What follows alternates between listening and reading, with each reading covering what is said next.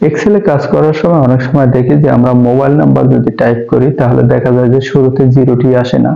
আপনি যতই mobile number লেখেন না কেন সব ঠিক থাকে, শুরুতে জিরোটি আসে না। তো আজকে আমরা শিখব কিভাবে এক্সেলে শুরুতে বাংলাদেশের কোড সহ জিরো সহ আপনি মোবাইল নাম্বার লিখতে পারেন। তো চলুন চলে যাচ্ছি আমাদের মূল আয়োজনে।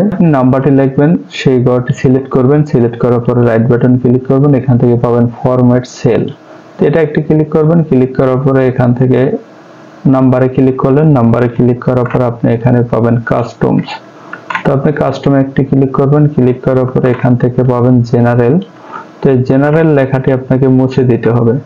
তো জেনারেল লেখাটি মুছে দিয়ে আপনি এখানে কি লিখতে চান, আপনি যেটি লিখতে চান সবই লিখতে পারবেন। মনে করেন আমি যদি চাই যে বাংলাদেশের কোড সহ আমার নাম্বারটি আসবে, তাহলে সেক্ষেত্রে আমার বাংলাদেশের কোড হলো +88, এরপর জিরো থেকে শুরু। তো এর জিরোর আগে আমার একটা ইনভার্টেড কমা দিতে হবে। তো আমি ইনভার্টেড কমা দিলাম, এরপরে জিরো দিলাম, ইনভার্টেড কমা শেষ, এরপর আমি এখান থেকে হ্যাশ লিখব।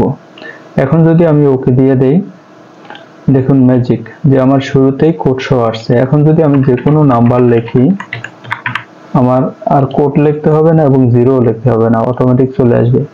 যদি আপনি চান যে না শুধু কোড ছাড়া আমি শুধু জিরো ব্যবহার করতে চাই, তাহলে আপনাকে যেটা করতে হবে, তো এর জন্য আপনি এই ঘরগুলো সিলেক্ট করবেন, এরপর রাইট বাটন ক্লিক করবেন, ফরম্যাট সেল ক্লিক করবেন, এখান থেকে কাস্টমসে চলে যাবেন, জেনারেল মুছে দেবেন।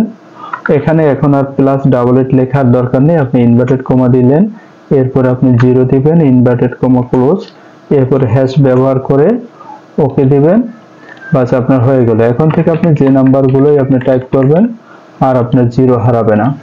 যত নাম্বারই লেখেন আপনাকে আর জিরো দিতে হবে না।